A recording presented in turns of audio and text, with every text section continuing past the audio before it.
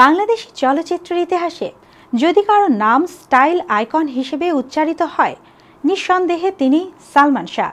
৯০-এর দশকের তরুণ প্রজন্মের কাছে তিনি ছিলেন ট্রেন্ড সেন্টার। সিনেমার পর্দায় ছিলেন অভিনয়ের জাদুকর, আর ব্যক্তি জীবনে ছিলেন সরল হাসি খুশি মানুষ। তার স্টাইলের জাদু, অভিনয়ের স্বকীয়তা, সব কিছুতেই তিনি ছিলেন তরুণদের চোখে এক ভিন্নধর্মী নায়ক। জোর করে ঘড়ির কাঁটা থামিয়ে দিলে ঘড়ি অচল হয়ে যায়, কিন্তু সময় থেমে থাকে না। ৯০-এর শুরুতে পর্দায় আবির্ভূত হওয়া সালমান শাহ নতুন এক ধারা তৈরি করেছিলেন। কিয়ামত থেকে কিয়ামত দিয়ে শুরু হয়ে তার যাত্রা অল্প সময়ে বদলে দেয় বাণিজ্যিক সিনেমার চেহারা। পরপরই অনন্ত ভালোবাসা, চাওয়া থেকে পাওয়া, স্নেহ, স্বপ্নের পৃথিবী, প্রতিটি ছবিতেই দর্শকরা পেয়েছেন ভিন্নধর্মী এক নায়ককে।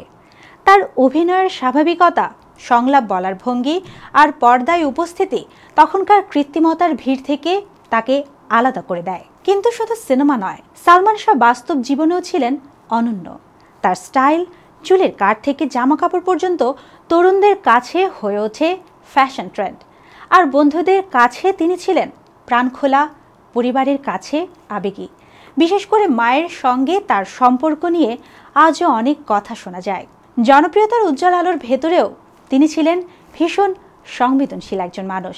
দুর্ভাগ্যজনকভাবে মাত্র ২৫ বছর বয়সেই তার আকস্মিক মৃত্যু পুরো জাতিকে স্তম্ভিত করে দিয়েছিল।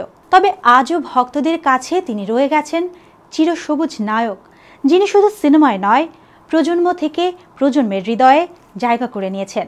সালমান শাহ আজ নেই, কিন্তু তার স্টাইল, অভিনয় আর ব্যক্তিত্ব আজও অনুপ্রেরণা জাগায় কোটি ভক্তের মনে।